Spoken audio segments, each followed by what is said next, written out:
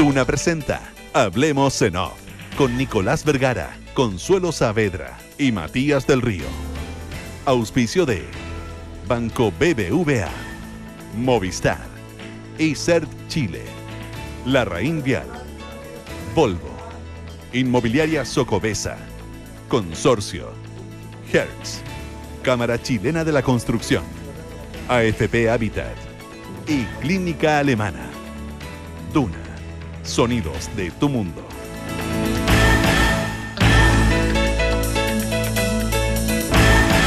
Muy buenos días, ¿cómo están ustedes? Cuando son las 8 de la mañana con 3 minutos, junto a Matías del Río y a Consuelo Saavedra, iniciamos una nueva edición de Hablamos en Off en Radio Duna. Estaba muy preocupada la Consuelo de la disminución del azúcar en el chocolate Nestlé, y eso la llevó a hacer un research que la retrasó un poco, digamos. Estaba más explicar la gente no, es un artículo que encontré recién en la prensa británica, pero la gente se divide entre hay varias categorías. La gente que le gusta el chocolate blanco, que no es chocolate, pero igual. Que yo no estoy en esa, vamos. Y yo estoy en esa.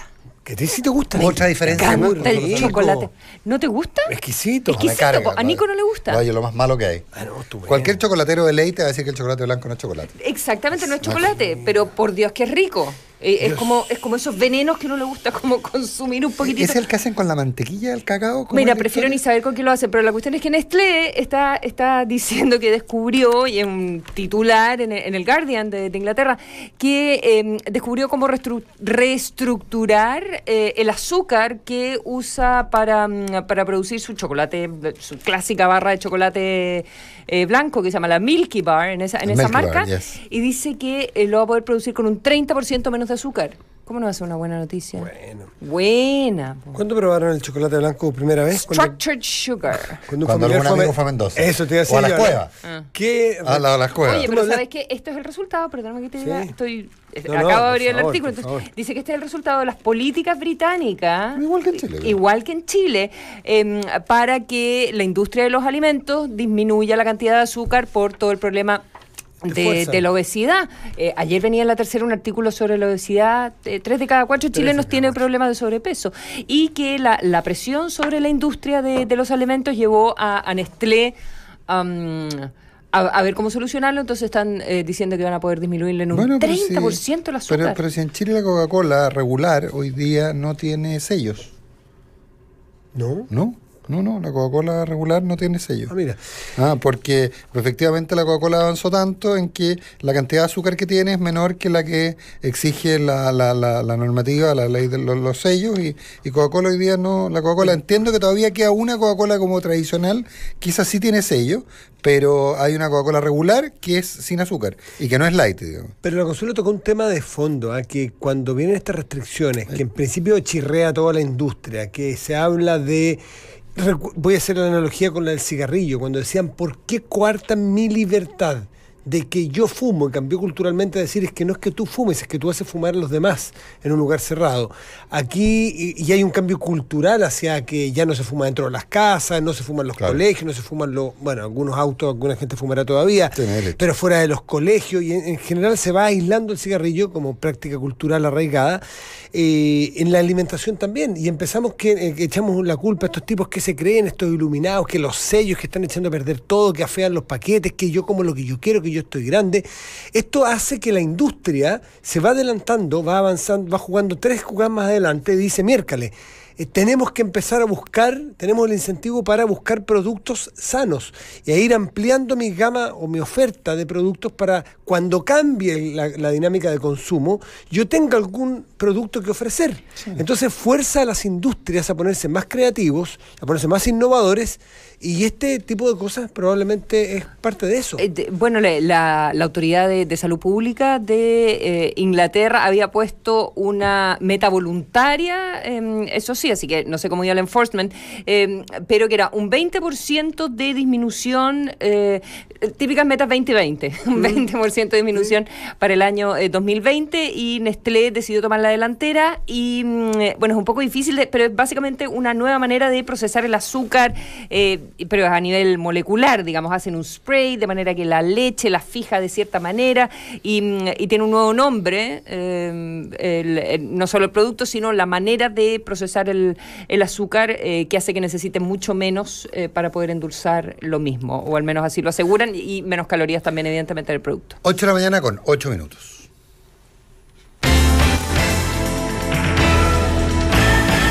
Oye, tenemos en 3 minutos más una entrevista muy interesante sobre un tema muy importante que es el agua. En la segunda parte del programa vamos a meternos más en profundidad sobre, bueno, La Haya. Yo creo que es imposible, no hay algún como retorno ahí. Es imposible no hablar de La Haya. Sí. Pasó algo raro. Un acople, pero... Un acople, bien. Pero tú sabes que yo tengo poca capacidad de concentrarme. Digo. Vamos a hablar de La Haya, vamos a hablar de política, pero quería hacer un pequeño punto antes de que entre Marcos Kulka, nuestro siguiente entrevistado, y que tiene que ver con este titular del Aeropulso que recuerda esta decisión de la banca de cerrar las cuentas a los oferentes de criptomonedas. Súmale a lo que hace Google, Twitter, Facebook, palabra que hoy día no está muy bien vista, todas las redes sociales que no van a permitir tampoco publicidad a quienes emiten criptomonedas. Es decir, hay un cerco a la criptomanía. Claro, tú sabes que yo era contrario, yo sostenía que las criptomonedas eran una estafa piramidal, etcétera, etcétera. Lo sigo sosteniendo, pero me están empezando a gustar. Cuando empiezan a ponerles limitaciones, me empiezan a gustar las criptomonedas. Bueno, creo que cuando se generan reacciones así tan violentas, digamos, es porque algo hay. Yo sigo pensando sigo no entendiéndolas, sigo pensando que son una suerte esquema de Ponzi, pero la verdad es que no sé si el camino finalmente será este. Pero aquí empieza un poco lo contrario a lo que hablábamos recién respecto al contenido de azúcar, digamos, y a las formas de autorregulación o la manera que la autoridad tiene para hacer determinadas cosas. El problema práctico que yo veo es que los estados fracasan absolutamente en controlar temas como esto, como las criptomonedas, como Uber, como estas cosas que son supranacionales, que no pagan impuestos en ninguna parte o que los pagan en todas, nadie sabe, en fin, y que finalmente entonces son los propios, comillas, afectados los que tienen que convertirse en una suerte de reguladores o censores. Yo creo que ahí hay un tema para mirar. Yo claramente no tengo opinión, pero es un punto que hay que poner arriba de la mesa, digamos. Yo tampoco tengo opinión porque tampoco tengo ninguna clase. ¿Por qué no invitamos a alguien? Hagamos un debate sobre criptomonedas. Matías hizo una inducción en criptomonedas. Que vino a Información Privilegiada un día un Mr. Criptomoneda y explicó cómo se hacían los Lo que pasa es que el dinero siempre se va a basar, o sea, el dinero es un acuerdo. Es un acuerdo social, es un constructo social. El dinero es un acuerdo. O sea, cualquiera que haya estado leyendo Hariri, ¿verdad? Últimamente habrá pensado en eso. Sí, son cosas en las que nos ponemos de acuerdo de manera que un billete, un pedazo de papel. Valga algo. Le otorguemos un valor y que yo esté dispuesto a aceptarle un billete a la Consuelo a cambio de pasarle mi teléfono. Por lo tanto, una criptomoneda es lo mismo, con la diferencia que no viene con el respaldo de un país, con el respaldo institucional de un Estado. Lo que pasa es que ahora, cuando un Estado es fallido y cae, el papel no vale nada, como bien lo sabemos también. Claro. Entonces... Ahora nunca no vale nada, pues sí, es que es el punto. Nada, cero. Aquí el valor de la criptomoneda ha caído en los últimos días. Porque por lo menos vale el pedazo de papel. Acá ni siquiera hay papel. Sí, lo que pasa es que yo sigo pegado en el Padrón Oro, entonces... El cerco de las instituciones tradicionales ha hecho que el valor caiga. O sea, los bancos no quieren transarlo, las empresas no quieren publicitarlo, a las empresas que emiten...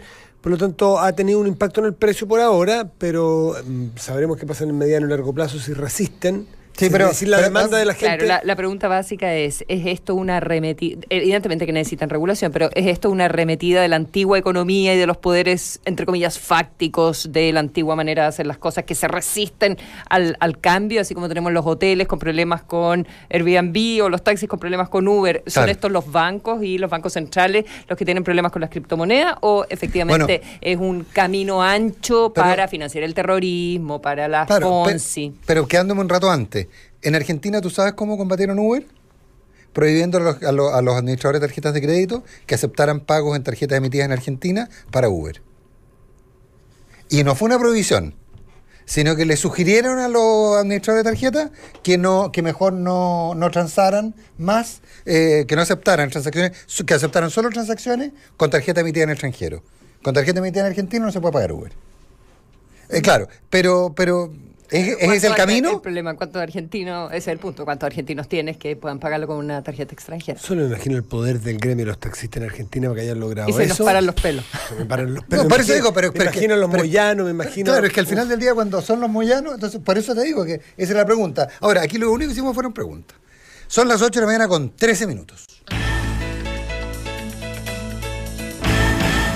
Estamos con Marcos Kulka, gerente general de la Fundación Chile, porque en el marco de la Semana del Agua de Latinoamérica, la Water Week Latinoamérica, la Fundación Chile está con una organización de un seminario grandote y van a presentar en el contexto de una iniciativa que se llama Escenarios Hídricos 2030, en la que trabaja la Fundación con 40 organizaciones, empresas, qué sé yo, instituciones de gobierno.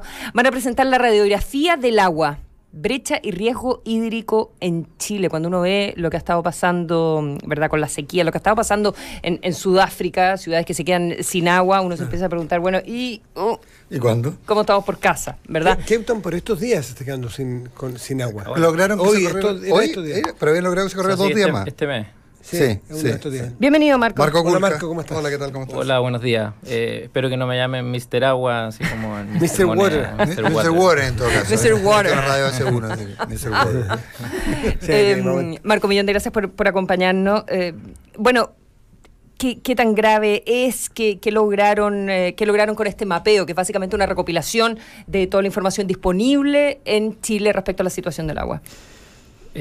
Bueno, lo primero, gracias por la invitación y decir que esto es un esfuerzo colectivo que yo creo que no se había hecho antes. O sea, que hay más de 40 organizaciones que se han juntado, hablamos de 9.000 horas de trabajo.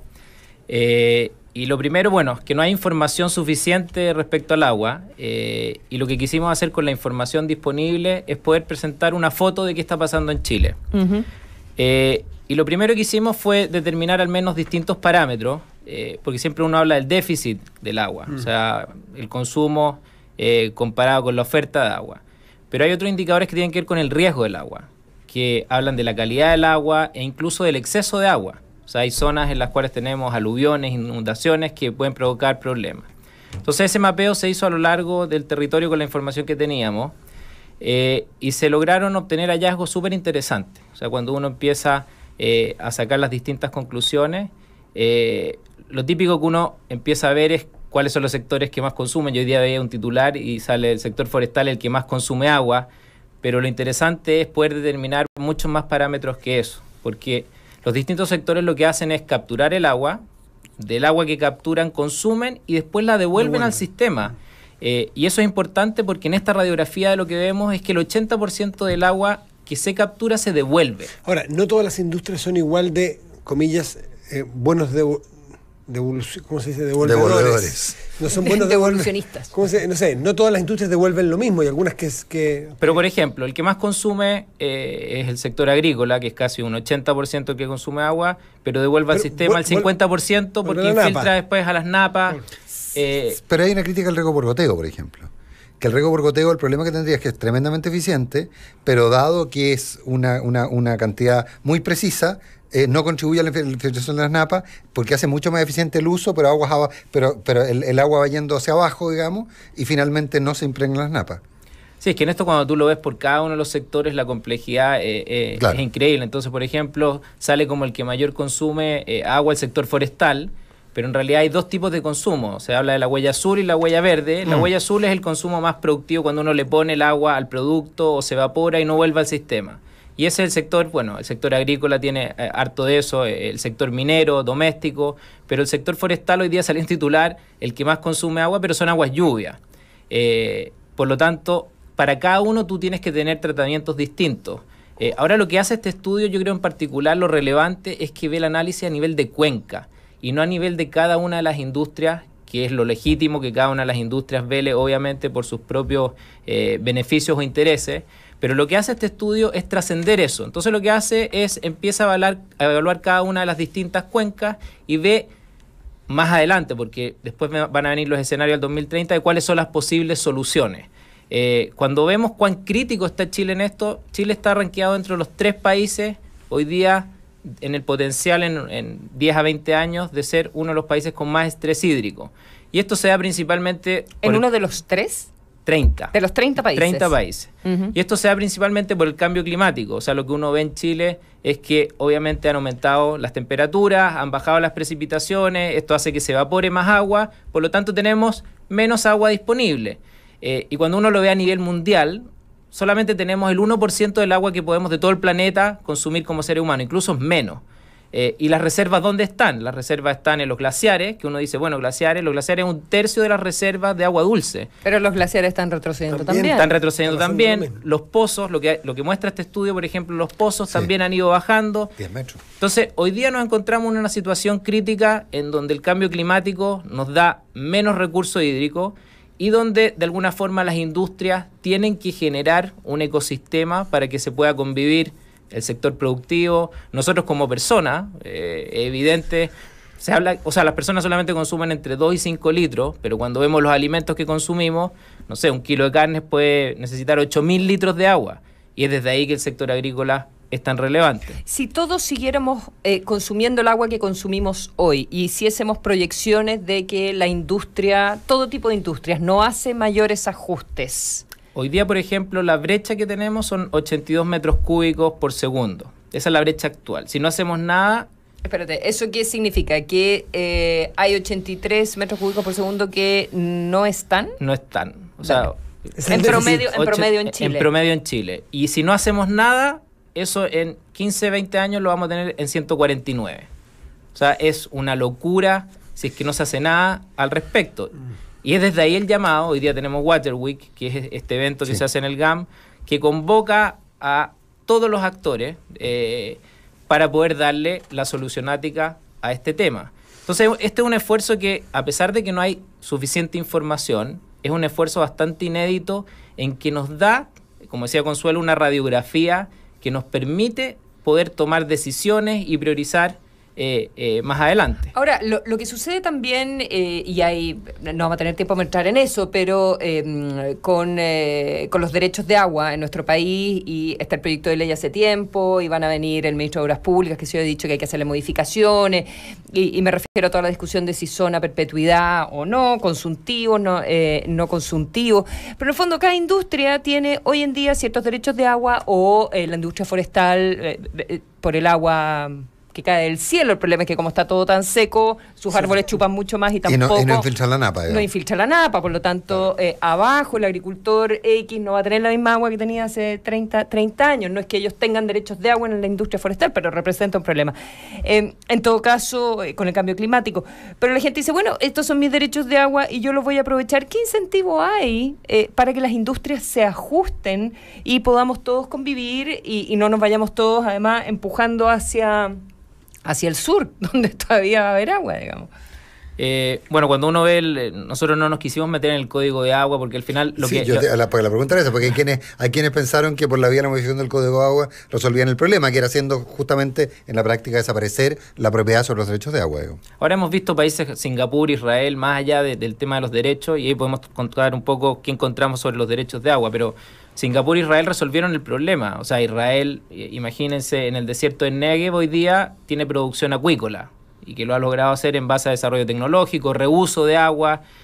Singapur también, hace 50 años tenía un problema gigantesco, como no tiene tierra, no tenía donde almacenar agua, y de nuevo el reuso fue parte importante de la solucionática. Acá cuando vemos en Chile el tema de los derechos de agua, casi 7 veces hay más derechos de lo que captan las distintas industrias. En total, en promedio. O sea, hay un stock de agua sin usar, entre comillas. Exactamente. O hay más derechos de lo que captan hoy día. De lo que captan hoy día. La gente podría usar mucho más. Se podría utilizar mucho más. Pero ahora, de nuevo, cuando vemos el territorio chileno, es absolutamente distinto lo que ocurre en el norte con lo que ocurre en el sur. En Palena sobran, en Tarapacá faltan. Sí, digamos. O sea, tú tienes cuencas en el norte que no tienes casi 0,1 metro cúbico por segundo, y cuando te vas a Aysén estamos hablando de casi 3.500 metros cúbicos por segundo de agua. Ahora lo interesante también, bueno, y en los derechos uno empieza a ver este tipo de cosas que ocurren, o sea, 6-7 veces la asignación de los recursos. Lo otro que me gustaría más hablar, más allá de los derechos, porque evidente que hoy día está en plena discusión, qué pasa con los derechos que la gente no utiliza, si después finalmente se puede contabilizar como un activo que se transfiere, se dona, o efectivamente va a ser por 30 años, no va a perpetuar los derechos nuevos. Yo creo que hay una discusión ahí interesante. Ahora, lo que también trae este estudio, que no se había visto antes, en la parte de riesgo hídrico, es la parte de los desastres naturales. Que cuando uno lo ve en términos de fallecimientos, incluso de temas de pérdidas productivas, es importante. Todo el tema de las inundaciones, los tsunamis, y eso también, de nuevo con el cambio climático, lo que vemos es que cómo se va desplazando esto. Durante el siglo XX era mucho más en el norte, o sea, uno veía inundaciones, tsunamis por el invierno en el altiplano, pero hoy día lo vemos corriéndose hacia el sur.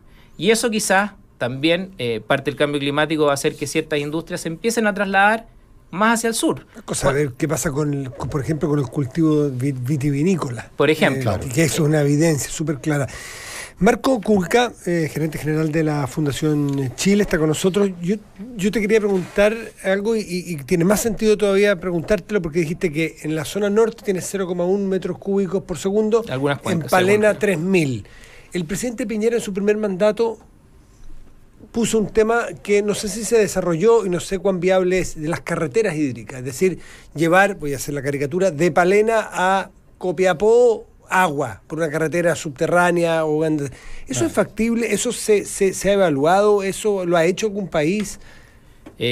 ¿Cuán sutil tiene un Mira, proyecto? en este estudio no tocamos todavía la solución ática. Nosotros como Fundación Chile en el pasado evaluamos distintos proyectos que tienen que ver con carretera hídrica y hay formas desde cómo hoy día tú transportas, por ejemplo, el petróleo. Eso lo podrías hacer con piping desde el sur al norte, e incluso hay hasta guateros gigantes. Imagínate un guatero gigante, que barcos se llevan estos guateros con agua de una zona a la otra. Ahora, tecnológicamente es viable, pero cuando tú lo empiezas a ver desde el punto de vista, desde donde estás sacando el recurso para los habitantes de esa zona, después cómo distribuyes ese recurso hídrico a la zona que llega, tiene que ver al final desde política pública, reglamentación, regulación, es lo que vemos con los ámbitos tecnológicos. La tecnología viaja mucho más rápido que la capacidad del ser humano de adaptarse a eso, y lo que vemos en Uber, bueno, pasa lo mismo en agua. Entonces, la respuesta es, técnicamente sí se puede, hay maneras de hacerlo viable,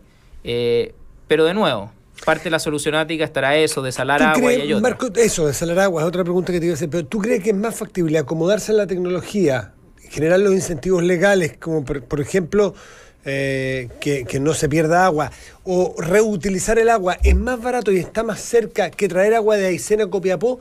Y tiene que ver con, por ejemplo, lo vimos en la industria, ayer tuvimos a Máximo Pacheco aquí, exministro de Energía, tiene que ver con que en un momento se hablaba de que no, mira, la generación de energía solar va muy lenta o la eólica va muy lenta, entonces no se desarrolló mucho y de repente se dio cuenta que sí estaba ahí encima, y por suerte no se hicieron los hidroaisenes, no se hicieron las grandes líneas de quedar con infraestructura construida que después en desuso se avanza en la tecnología. ¿Cómo es ese Mira, si hacemos un símil, hagamos un símil siendo el agua mucho más complejo que el tema de energía. En energía hicimos lo mismo, hicimos escenario energético al 2030, después 2050, donde la conclusión como principal fue que íbamos a tener una penetración de energías renovables no convencionales en forma significativa.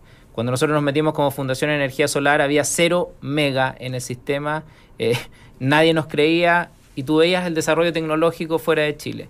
Te diría que esto es lo mismo, o sea, cuando tú ves el escenario de agua, que eso es lo que estamos tratando de hacer, de poder visualizar cómo va a ser el escenario del 2030-2050 en el ámbito de agua, pasa lo mismo. Hay un montón de tecnologías con nanomateriales donde tú puedes abaratar parte de los costos, utilizar infraestructura que hoy día tú ya tienes disponible.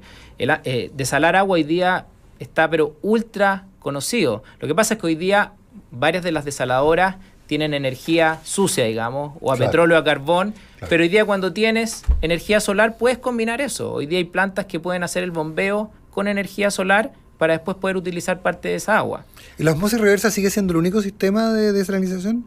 que básicamente es temperatura, digamos. Es el más usado hoy día, yo creo que es el más conocido. Nadie ha encontrado ninguno que tenga que sea menos intensivo en energía. Desde lo que yo sé, es hoy día el que más se utiliza igual. O sea, son intensivos en energía. Sí. Ahora, perdón. No, que al final esto tiene que ver también con cómo compartimos un recurso que crecientemente está siendo más escaso, y también quién lo usa primero, porque tú dices, no solo aguas arriba, sino quien, no sé, consumo domiciliario o ciertos consumos industriales pueden devolver agua al sistema que luego puede ser utilizada de otra manera, por otra forma.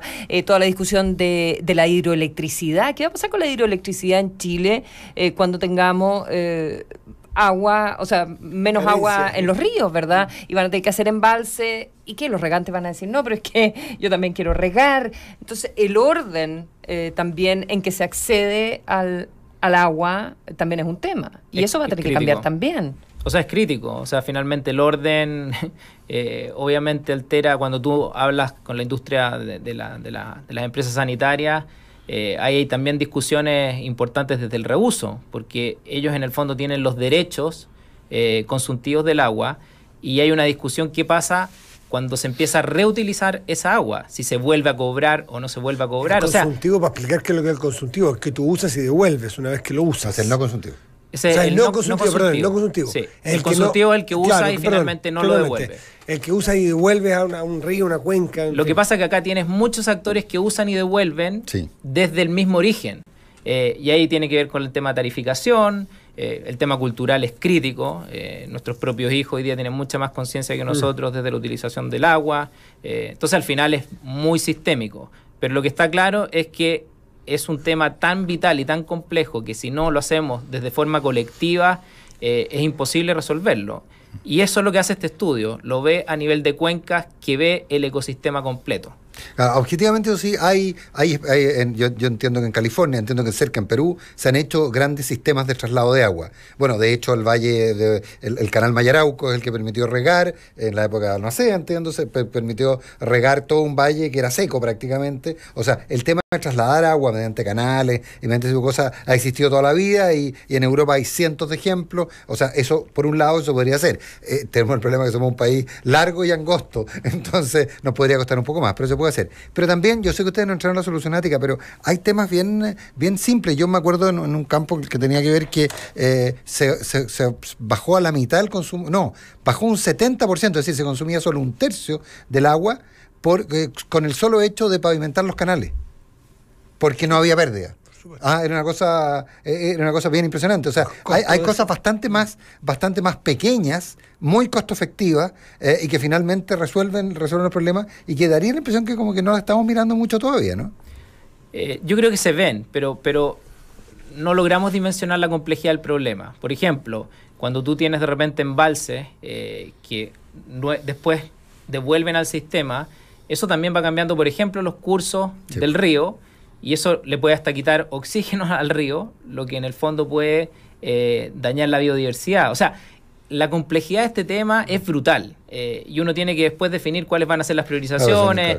Desde el ámbito tecnológico yo creo que hay distintas soluciones, y como te decía, Israel, que tiene cero agua, ha sido capaz de hoy día no tener ningún problema. Se reutiliza el 100% del agua. ¿Ese fue el núcleo de la solución? El 100%. Singapur lo mismo. Singapur dijo, cada gota que va a caer la vamos a utilizar en un 100%. Entonces tú ves, acá empezamos a entrar en la economía circular, entonces finalmente se empiezan a combinar industrias que utilizan la misma fuente de agua. Con esa misma métrica, vamos a utilizar el 100%. Chile, ¿cuánto usa de cada gota que cae? Desde la reutilización, no te podría decir. Yo sé que en la zona, por ejemplo, en la zona de Valparaíso, lo que cae al mar son 2 metros cúbicos, o sea, eso es lo que se bota y no se reutiliza. Creo que es menos de un tercio en esa zona de lo que se reutiliza en agua. O sea, hay un potencial altísimo para poder reutilizar. En el momento que nos queda, tú hablabas de que, por ejemplo, 2 industrias ocupan de la misma fuente. Por ejemplo, la agricultura con la acuicultura. Perfecto. Tú puedes tener, por ejemplo, lo que se llama la acuaponía. Tú tienes un cultivo de peces, ese cultivo de peces utiliza agua, a partir de los desechos entran al sistema agrícola, y parte de lo que se devuelva en esa agua lo usan de regadío, y son sistemas circulares donde conviven dos industrias con la misma fuente de agua.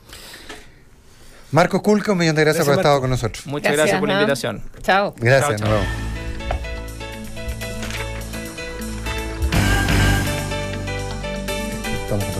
Es impresionante cómo la digitalización avanza. Vean ustedes lo que hizo BBVA, que cuenta con una modalidad que permite a los no clientes, a revisar si tiene un crédito de consumo preaprobado, descargando la aplicación del banco. Encuentran más información en bbva.cl. BBVA, creando oportunidades. Si eres heavy para ver series, usa Heavy tu internet con fibra Movistar y Smart Wi-Fi. Contrata tu trío hogar con Movistar Play para que veas tu televisión donde quieras por 34.990 pesos mensuales. Más información en movistar.cl. Movistar, elige todo. Pensando en digitalizar tu empresa, conoce ISEP Chile, firma y facturación electrónica, contratación remota y biometría facial, entre otros servicios para potenciar tu negocio. Contacte ISERT al 236-07175 o ingresa a www.isepchile.cl. isepchile.cl con el respaldo de la Cámara de Comercio de Santiago. Para crecer en una empresa es clave tomar buenas decisiones. Tú que ya estás ahí, haz lo mismo con tu bono e inviértelo en depósitos convenidos con la Reinvial. Infórmate cómo en lareinvial.com y asesórate por expertos. Muy pronto en Chile, The All New XC40, el SUV más esperado del año, elegido recientemente como Car of the Year en Europa. Prepárate para conocer su increíble diseño escandinavo y conectividad sin límites. Descubre más en volvocars.cl. Volvo Innovation Made by Sweden. Descubre una casa híbrida donde los espacios no tienen límites y disfruta de la mejor vista de la dehesa. Casa híbrida de Vista Los Bravos, un condominio de solo 18 exclusivas casas de 233 a 315 metros cuadrados en terrenos de hasta 1.100 metros cuadrados. Conoce los nuevos pilotos y sorpréndete. Socobesa, todo es diseño. Contrata tu seguro obligatorio y te regalamos un pack de 4 tuercas para las ruedas del auto. A ver, entonces compra tu seguro obligatorio Consorcio y estarás ayudando a los niños de Cuaniquén. Ahora sí, compra hoy tu SOAP 2018 desde la aplicación Consorcio. Es más simple y además de estar protegido, estarás ayudando a los niños de Cuaniquén. Consorcio, tu vida es lo que nos mueve. Ella es Gladys Leal. Hace 12 años no volvía a su Punta Arenas natal. Hoy volvió a recorrerla. Casi no la reconoce. Las casas que han construido están muy bonitas. Así son las casas europeas. Punta Arenas está totalmente cambiada. Yo nunca me imaginé que esto estaba tan adelantada. Cuando la ciudad progresa, progresamos todos. Por eso los constructores trabajamos para impulsar el desarrollo del país. Cámara Chilena de la Construcción. Obra de constructores. Obra de todos.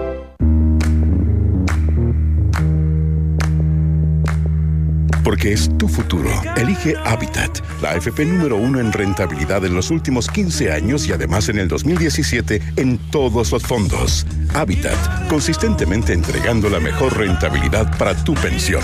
Compruébalo en www.afphabitat.cl. Infórmese sobre la rentabilidad de sus fondos de pensiones, las comisiones y la calidad de servicio de las AFP en el sitio web de la Superintendencia de Pensiones, www.spensiones.cl. Hay cosas difíciles de creer, como... Ya, el lunes parto la dieta. Pero hay otras que sí puedes creer, como el crédito de consumo preaprobado que puedes pedir en BBVA sin ser cliente. Créelo. Bajando la app BBVA Chile puedes descubrir si tienes un crédito preaprobado y solicitarlo en cualquier sucursal, solo con tu huella digital. BBVA, creando oportunidades. Otorgamiento de crédito sujeto a aprobación del riesgo comercial del cliente. Infórmese sobre la garantía estatal de los depósitos en su banco en swif.cl. Hoy, tu banco está en una pantalla, tus amigos en grupos de WhatsApp, tus series favoritas en Internet, tu currículum en LinkedIn y tu empresa está así de actualizada. Bienvenido a ISERT Chile, pioneros en soluciones innovadoras, factura electrónica, contratos laborales electrónicos, firma para impuestos internos. Es más fácil de lo que crees. Optimizas tiempo y ahorras costos con el respaldo de la Cámara de Comercio de Santiago. Visítanos en isertchile.cl o llámanos al 2360-7175. ISERT Chile, cero papel, cero problemas. Puedes escapar de marzo y avanzar más rápido. Puedes escapar de marzo y llegar hasta donde quieras. Puedes escapar de marzo y manejarlo a tu antojo. Escápate de marzo en tu próximo Volvo. Aprovecha los espectaculares precios en todos nuestros modelos 2018. Cotiza en volvocars.cl o en nuestra red de concesionarios. Volvo. Innovation made by Sweden.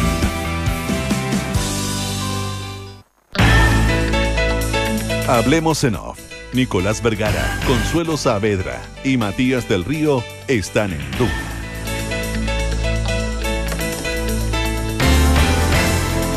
Tener tu app Consorcio es tu tranquilidad cuando manejas, porque con ella puedes pedir asistencia 24/7, seguir el móvil por GPS y hacer denuncio de tu siniestro. Estés donde estés, descarga hoy la app Consorcio. Vayas donde vayas en Semana Santa o en tu próximo fin de semana, aprovecha la tarifa súper rebajada de Hertz Rentacar desde 23.900 pesos diarios. Incluye IVA, cargo aeropuerto y kilometraje libre. Y además, acumulas millas LATAM Pass. Reserva ya en hertz.cl. Si la ciudad progresa, todos progresan. Por eso los constructores de Chile trabajan día a día para seguir aportando al desarrollo del país. Cámara Chilena de la Construcción, obra de constructores, obra de todos. AFP Habitat te invita a su segunda cuenta pública para informarte sobre la gestión realizada en 2017. Se parte de este evento vía streaming que se realizará el miércoles 28 de marzo a las 9 de la mañana. Ingresa en afphabitat.cl y sigue la cuenta pública Habitat 2017. Ante cualquier emergencia, Rescate Alemana de Clínica Alemana cuenta con ambulancias completamente equipadas, un moderno helicóptero y el mejor equipo profesional capacitado en rescate. Descarga nuestra app o graba el número en tu celular, 22-910-9911. Clínica Alemana, si es tu salud, es la alemana. Son las 8 de la mañana con 38 minutos, hablamos en off en Radio Duna junto a Consuelo Saavedra y a Matías del Río. ¿Se le pasó la mano a Bolivia ayer o yo estoy exagerando? A Bolivia hace un ratito, bueno, que a mí me da un poco de pudor decir porque es muy chileno, todos como nos subamos, pero sí, a mí me da la impresión de que, no sé si se le pasa sí, a rato se le pasa la mano. O sea, con las agresiones de Evo Morales se le ha pasado no solo ahora. No, pero ayer que al final del día, el gran... Somos carceleros. Somos carceleros. El texto, o sea, los alegatos de los abogados, no eran alegatos en realidad, sino las duplicas o triplicas, da lo mismo, de los abogados, citaron a Evo Morales. O sea, ya que Evo Morales no pudo hablar porque no domina ni el inglés ni el francés, entonces los abogados hablaron por él. O sea, básicamente, o sea, era un acto, desde mi particular punto de vista, yo puedo estar exagerando, por favor, corríjanme si piensan que estoy equivocado. Está muy sensible. Un acto de campaña interno brutal de Morales. Estaba pensando en la opinión pública boliviana, estaba pensando en Bolivia, y la verdad que el papel de los abogados yo lo hallé bastante tristón. Yo creo, insisto, son muy buenos los honorarios seguramente, pero yo creo que todo tiene límite, ¿no? Hay una cosa que es curiosa. No sé, puedo estar exagerando. Hay una cosa que es curiosa que no va, yo creo que no puede pasar de largo en la lógica de un juez. El que tú pidas una cosa por escrito y hables de otra cosa que la que estás pidiendo. Bolivia, no olvidemos el contexto, está pidiendo el que se establezca que Chile tiene una obligación de sentarse a negociar con Chile, con Bolivia. Pero todos los alegatos, todas las alocuciones frente al tribunal hablan de territorio. Hablan de reconquistar territorio, hablan de que Chile es un carcelero que no los deja salir al mar, de que necesitan volver a tener el mar que ha sido siempre de ellos. Entonces, no calza mucho lo que piden formalmente o lo que están llamados a pedir en ese tribunal. Olvidemos que los tribunales tienen que responder por lo que se les pide. No pueden ser... no puedo yo venir a pedirle que vea una disputa que tenemos nosotros dos por este lápiz y que termine hablando de tu casa. Tiene que hablar sobre este lápiz. A ese se le citó al tribunal. Entonces, llama la atención como este exceso de demanda que tiene Bolivia, que no calza con lo que el tribunal está llamado. Entonces, yo tengo la sensación de que en algún momento eso los tribunales tienen que considerarlo. Así como considerarán también la emocionalidad, que eso ya es un dato, ¿no es cierto? Todos los expertos dicen, no dejen de lado la emocionalidad, no se la dejen toda a Bolivia, ustedes también tienen algo que decir. Pero a mí me llama poderosamente la atención eso. Cómo piden una cosa y hablan de otra. Estaba leyendo cuáles son las interpretaciones que se dieron a lo que dijo el coagente boliviano en el día de ayer, Sacha Llorenti, que planteó que Bolivia tiene propuestas concretas para poner sobre la mesa de negociaciones. ¿Ya? Eso lo hizo en La Paz, no en La Haya. Claro, y dice Chile simplemente tiene que aceptar esta oferta de buena fe y de cumplir de manera consistente con sus promesas históricas. Entonces salió a hablar García Linera y a precisar a qué se referían. Cuando habla García Linera es con la pata en alto. Claro, las declaraciones que fueron en La Paz fueron las de García Linera, tienes toda razón. García Linera, claro, Llorenti habla en La Haya, y García Linera expone ante los jueces y García Linera hace la bajada. La bajada en La Paz. Y bueno, habla de las diferentes momentos en que se ha conversado entre Chile y Bolivia este tema. Habla del memorando de truco del año 61, habla de los años 50, las notas de Walker. Pero dice lo siguiente: se puede hablar y proponemos una salida soberana al Océano Pacífico para Bolivia, al margen del Tratado de 1904, es decir, por encima de Arica y Tacna. Por encima. Sí. No es corredor como en Charaña, nada que ver con Antofagasta, con todas las especulaciones respecto de que Antofagasta fue, si será. Lo que dice García Linera ayer es que la propuesta boliviana es por encima de Arica y Tacna. Dice, por encima de Arica y Tacna. Punto. ¿Qué significa por encima? El encima es muy curioso. Uno debe Ese es el término. de buena Estoy fe. citando. Uno de buena fe supone que está mirando un mapa y lo mira mirando de abajo hacia arriba, encima de eso. No suponemos que es por encima, pasando por encima. Yo entendí pasando por encima, pero... No, yo supongo que quiere decir que es mirando el mapa, mira más arriba, quiere decir más al norte. Yo supongo, ¿no? Que el vicepresidente de un país que está en un tribunal de La Haya, voy a tener la buena voluntad de interpretarlo de la mejor manera posible. No, claro, a mí me pasaba mucho tiempo que la gente del sur decía si uno iba para abajo, cuando uno iba a Chiloé, uno iba para abajo. Y yo no lograba entender, y al final del día me di cuenta que era que, como en el mapa, Chiloé, todo eso está abajo. El sur es abajo y el no va para abajo. A eso me refiero. Yo sí. Estoy interpretándolo con la mejor voluntad del mundo, García Linera. Pese a que él no llama siempre las interpretaciones de buena voluntad porque él es bien agresivo. No mucho. Él toma siempre la postura más agresiva de Bolivia. Es un politicazo, García Linera. Verlo en acción es la cosa más impresionante del mundo. Cuando me ha tocado ir a reportear a Bolivia, seguir a García Linera en terreno es alucinante. Bien duro. Es súper duro. Pero es maravilloso cómo se relata, porque además blanco. Sí, bueno, tiene toda esa historia como de guerrillero, en fin, y de supuestamente el ideólogo detrás del movimiento cocalero que lleva a Evo Morales al poder, o lo termina instalando. Pero la manera en que se relaciona transversalmente y baila y con todas las señoras y en la escuela y la gente lo abraza y se pasa 4 horas. En cada acto al que va sale mucho terreno García Linera. Es una figura muy interesante.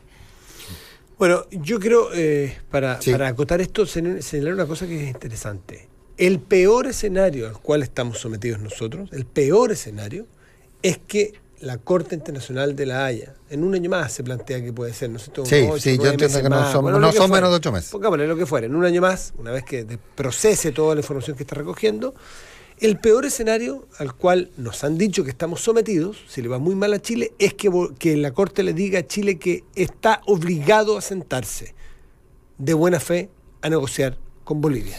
Es decir, que Bolivia tiene un derecho. Y no más que eso, incluso si la Corte llegase a decir que Chile está obligado a sentarse a negociar para conseguir una salida del mar, lo que se llama con resultado cierto. Con resultado cierto, ya se sale de lo que la propia Corte ha dicho que va a expresar. Y eso lo dice el fallo de 2015, las objeciones preliminares, cuando Chile fue a cuestionar la competencia de esta Corte. Ahora, dijo que se iba a pronunciar al final, pero descartó que fuera con un resultado cierto. Por lo tanto, el peor escenario es que le digan a Chile, ya Chile, usted tiene que sentarse con Bolivia. Y eso no modifica ni los límites marítimos, ni los límites terrestres, ni obliga con un resultado. Por lo tanto, creo que a ratos nosotros sobredimensionamos los efectos que pueda tener. Y el otro escenario final es que le digan a Chile, ¿sabe qué? O a Bolivia, ¿sabe qué? Chile no tiene la obligación de sentarse con usted. Y eso creo que va a ser sencillamente un paso a que Bolivia, de manera creativa, busque otra forma de seguir alegando. Por lo pronto, está en su Constitución. Está en su vocación y en su Constitución y en su cultura el seguir alegando ad eternum, y además que ha resultado ser un buen aliciente político para quien encabece la demanda. Un tema de política interna. Por lo tanto, no pensemos que con esto se termina. Vamos a tener ad eternum a una autoridad boliviana alegando salida al mar. Si no es en La Haya, va a ser más adelante en la ONU, va a ser en la OEA, pero esto es un sinfín. Tenemos que acostumbrarnos a vivir con este ruido permanente. 8 de la mañana con 46 minutos. Solo quiero consignar cómo nuevamente la agenda valórica se está empezando a instalar con pequeñas perlitas aquí y allá, lo que tiene Lo que instala diferentes divisiones, no son solo divisiones oposición, oficialismo, sino divisiones dentro de la coalición de gobierno, dentro de cada pacto. Porque está la discusión sobre identidad de género, donde el gobierno de Sebastián Piñera parece que decidió no hacerse el leso, no mirar para arriba, porque había una alternativa que dejaran que el proyecto que había, ¿verdad?, que había impulsado el gobierno de Michelle Bachelet siguiera su curso, en fin. Todo parece indicar que el gobierno de Piñera va a tomar un rol activo en empujar esta agenda, y ahí, como sabemos, la discusión está en la edad. ¿Verdad? A partir de qué edad y bajo qué circunstancias y con qué acompañamiento de los padres. Un adolescente, están estableciendo la edad en 14 años, 14. ¿Verdad? Entre 14 y 18, fundamentalmente, que un adolescente con la anuencia de los papás o de los adultos a cargo podría cambiar su sexo registral. Y, o sea, cambiar de nombre y de sexo en el registro civil, dicho en buen castellano, algo que a la UDI no le parece, algo que sí empuja Evópoli, que sí empuja parte importante de Renovación Nacional también. Y donde hay una diferencia explícita que ayer se hizo entre Evópoli y la UDI, por ejemplo, es la adopción. Ese es el otro tema, porque el aborto también se instaló en agenda valórica, y ahí tienes una pelea oficialismo-oposición. En el caso, me parece, de identidad de género, tienes pelea dentro de Chile Vamos, pero también va a ser interesante qué va a suceder con la ex nueva mayoría, porque en la ex nueva mayoría, parte importante, pensaba que la edad para poder cambiar el sexo registral era incluso antes de los 14 años. Entonces, se va a allanar parte de la nueva mayoría a apoyar al gobierno de Piñera, sabiendo que se la está jugando en contra de la UDI por un tema, claro, y que lo interpreten como un gesto, o va a querer la nueva mayoría ir al 100% de lo que inicialmente hubiesen querido. Está el tema del aborto y está el tema de la adopción homoparental también, porque ayer el presidente Piñera visitó el Sename y volvió a plantear algunas de las ideas que habíamos conversado con la Susana Tonda cuando vino acá el otro día, y él mismo cuando llegó el día que llegó a La Moneda, de la auditoría en el Sename, de todos los cambios que va a haber ahí. Pero también se planteó el tema de la adopción homoparental y la pregunta respecto de en qué circunstancias se va a permitir, y eso es algo que también lo pone cruzado con Jacqueline Fatriz Albergue de la UDI. Eso. Sí, es que está bien descrito, eso es quirúrgicamente la descripción. Vamos a ver cómo evoluciona esto, porque piensan cara y sello dentro de un mismo pacto, Evópoli y la UDI, por ejemplo, en adopción. Sí, porque pero solo quería decir que me llama la atención que, salvo en el tema del aborto, creo que el gobierno de Piñera está haciendo hartos gestos como el mundo de Evópoli. O sea, que no está haciendo un gobierno de derecha tradicional en el sentido así como a la antiguaya, de decir conservador, ley antiterrorista, todo bien conservador en agenda valórica, todo. Hay matices y está dispuesto incluso a tener roces con sus propios aliados. Y eso me parece algo interesante de mirar. Lo que pasa es que donde probablemente tú identificabas como un punto en que sí había diferencia, era en el tema, más que de aborto, el tema de la objeción de conciencia, que es donde va el asunto. Lo que pasa es que objetivamente el tema de la objeción de conciencia daba para bastante, porque tengamos en cuenta que finalmente lo que la interpretación que hacían algunos era que, como había quedado la norma que estaba proponiendo el gobierno de Bachelet, era que aquel establecimiento que se negara que fuera objeción de conciencia dejaba de tener la capacidad de contratar con el Estado. Entonces, por favor, no era menor el tema. O sea, aquí estamos diciendo, oye, no, pero aquí están, todo el mundo va a poder ser objeción de conciencia. Bueno, es que antes la objeción de conciencia era letra muerta, porque si tú eras objetor de conciencia, tenías que cerrar tu clínica. Entonces, en términos de que hoy día las prestaciones al sector público son muy importantes. Entonces, miremos, te das cuenta que hay un fiel de la balanza, porque lo otro era evidentemente tramposo. No puedes era un pie forzado para, en el fondo, amarrarte económicamente. Exacto. De manera que no pudieses hacer la objeción institucional. Ahora, podrían haberlo resuelto por objeciones 1 a 1. Yo me imagino que eso hubiese pasado si el protocolo hubiera quedado como quedó. De que cada equipo médico, claro, con lo cual se declarara objetor. Que habría sido muy engorroso y era... Podrían haber saltado por ahí. Claro, pero como te digo, yo tengo la sensación que aquí hay un tema. Entonces, cuando uno efectivamente puede apreciar una diferencia importante en ese tema, de que no cabe ninguna duda. Ahora, lo conversábamos con Nico a propósito de esto, y me contacté con la Claudia Dides haciéndole esta pregunta, porque la verdad es que no tenía claridad. respecto de... Claudia Dives es la de Miles, que es la ONG que más empujó consistentemente las tres causales, la ley de las tres causales del aborto. Y era la pregunta respecto de los planes de las ISAPRES y en el fondo, ¿quién te va a financiar? Porque imagínate que tú tienes un plan de ISAPRE con prestador cerrado o prestador preferencial, ¿ya? Porque no es auge, ¿ya? El aborto en tres causales no está todavía como GES. No sé si lo va a estar, pero hoy en día no está como GES. Y pongamos que tú tienes un plan de ISAPRE que te cubre, pero en determinado lugar, en determinada clínica. Y resulta que la clínica es objetora de conciencia institucional.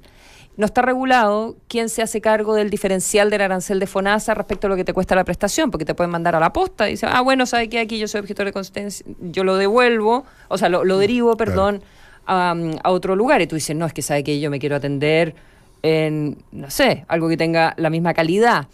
Puede ser menor, lo que estoy diciendo en términos de caso, yo no, nada menor, pero hay que regularlo. Porque, o sea, el reglamento tiene que hacerse cargo de qué es lo que ocurre en ese caso, digamos. Si el reglamento no se hace cargo de eso, tiene un problema. O sea, definitivamente son situaciones que el reglamento tiene que contemplar, porque hoy día quedan un poquito en el aire. 8:53. ¿Sí? Una cosa bien menor, pero bien del día de ayer, lo de los pasajes a Australia. Supongo que supieron, ¿no es cierto? No, ¿qué pasó? Yo no me ¿De nuevo? Ay, la locura al mediodía ayer, los pasajes a $100 a Sydney, qué sé yo, y la locura en las redes sociales y en los lugares de trabajo. Me enteré que en muchos lugares de trabajo la gente intentando comprar, la tasa de respuesta exitosa fue bajísima, porque uno pregunta, ¿todo el mundo compró? ¿Todo el mundo es quién? Disculpa, hagamos doble clic. No, parece que un amigo de... Pero la vez pasada, los pasajes a $10 a Hawái, conocí varios. Nosotros conocimos... ¿Y se los respetaron los de Hawái? Sí. Bueno, ayer salió en la noche, yo vi noticias, pero no de medios chilenos, de Diario La Nación, de Buenos Aires, en fin, que hablaba de que la línea en cuestión había enviado un email a las personas diciéndole que se cancelaba el pasaje. Pese a que una de las personas a la única persona que vi que compró, le llegó un mail en la tarde que decía, la hiciste. Ese fue el utilizado, la hiciste, compraste tu pasaje y aquí están los tickets. Pero después en la noche vi, no sé en qué quedó al final, si se canceló o no. Aquí, ¿por qué quería tocar, aunque sea en un minuto que nos queda? ¿Hasta qué punto se puede regular? Me interesaría que alguna autoridad regulara o investigara hasta qué punto esto no es un ardid de marketing. Sí, claro. Porque a mí me parece ¿Qué línea era? ¿Cuánto? United. United. A mí me parece que aprovecharse del error eventual. Tú eres el funcionario de United, de que llama a la página web. Tú te equivocas en meter el dedo. Yo tengo derecho, a mí me parece que no, pero cada uno pensará lo que quiere. No me parece que yo me deba aprovechar de un error tuyo para yo sacar provecho después a ti que me da lo mismo lo que te pase. Pero, ¿hasta qué punto no se utiliza esto como una forma, y no solo en las líneas aéreas, puede utilizarse en zapatos o en lo que fuere, o en computadores?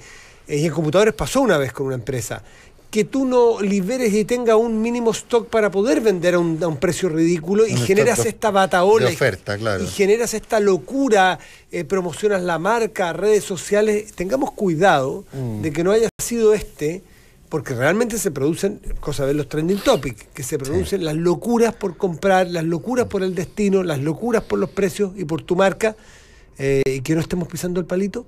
No sé si ustedes supieron, si compraron. No, yo no supe. ¿Hubieran comprado? No. ¿No quería ir a Australia? Me encantaría ir a Australia, pero no. Ahora... yo también, yo me he peleado con amigos por esto. Sí, en este caso parece que no era un error, que era una oferta, pero yo me he peleado con gente cercana. Por lo visto se canceló. Bueno, pero si sabemos que hay error. gente que la... Claro, pero ahora lo que pasa es que $100... Es que puede haber sido para rematar 4 pasajes y medio. Claro. Entonces no se cancelan los que se adjudican. Tú tienes espacio para adjudicar 5. Es que el sistema les puede haber caído y adjudicaron más de los que debían. Qué raro. Bueno, pero es una discusión de cuando uno sospecha o uno sabe que es un error, si uno lo aprovecha o no. Claro, el aprovechamiento de un error es muy delicado. ¿Se acuerdan de ese programa y ese juego? Y ese juego, pero todavía el juego de mesa, ¿cierto? Sí, muy delicado, me parece que... No, yo soy beato en ese sentido. Yo también. No. Ahora $100 habría tenido una duda, porque yo de repente he comprado pasaje a Puerto Montt por $14,000. Y no es abuso. Que son... Y no es abuso. Y no es abuso, es lo que me estaban ofreciendo. Era un margen que estaba dentro de la duda, si era que estás abusando del error de un operador o era una oferta. No, pero $100 australiano. Oye, chicos, quiero terminar en una nota breve, pero para que queden preocupados, que está a punto de caer a la Tierra la Tiangong 1. En cualquier momento que es enorme, es un prototipo chino de estación espacial. ¿Y por dónde va a caer? Es que esos son los artículos muy entretenidos, porque anda a 27.000 kilómetros por hora.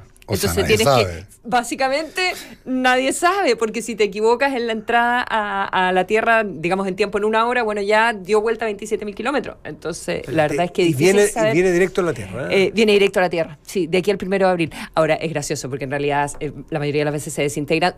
Solo hay registro de una vez una persona el año 97 que le cayó como algo desde el cielo a una mujer, no que vería ni nada, pero registro de una vez. Una en 21 trillones de posibilidades de que le caiga un pedazo en la cabeza a alguien. O sea, podemos andar tranquilos. Yo creo que podía andar tranquilo. Deje el casco en la casa. Sí. No, yo me lo voy a poner de todas maneras, ¿no? Que tengan un muy buen día. Oye, ¿dónde me dejaste la mención? Ya me tiraste las cosas al suelo. Aquí. Pero por favor, ¿A dónde nos vas a invitar a viajar, Nicolás? No, la Bárbara Espejo nos convida a viajar a... Déjame ponerme los anteojos. Con pasajes A al Escocia parece. Loch Ness. Qué Al lago entrete. Ness. Que tengan un muy buen día. Vayan abrigados.